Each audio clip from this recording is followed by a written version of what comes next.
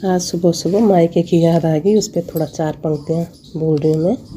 बरसों बीत गई उस घर से विदा हुई, बरसों बीत गई नई दुनिया बसाई हुई, बरसों बीत गई नई दुनिया बसाई।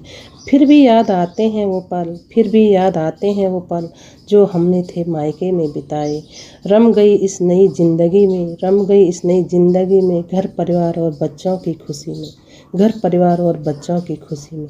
फिर भी नाम जब आता है माँ के घर का, फिर भी जब नाम आता है माँ के घर का, खो जाती हूँ उस घर की कहानी में, खो जाती हूँ उस घर की कहानी में। कुछ पुरानी बातें, कुछ पुरानी यादें, कुछ पुरानी बातें, कुछ पुरानी यादें, जिंदा है आज भी वो कहीं कुछ रिश्ते नाते, जिंदा है वो कुछ कहीं रिश्ते नाते। फुर्सत में ही सही, फुर्सत में ही सही, कुछ पल के लिए ही सही, चाहती हूँ जीना फिर से वही ज़िंदगी, चाहती हूँ जीना फिर से वही ज़िंदगी। ये मेरी तमन्ना ही सही, ये मेरी तमन्ना ही सही, खुद बनकर भी माँ, खुद बनकर भी माँ, याद आती है सिर्फ अपनी माँ, याद आती है सिर्फ अपनी माँ।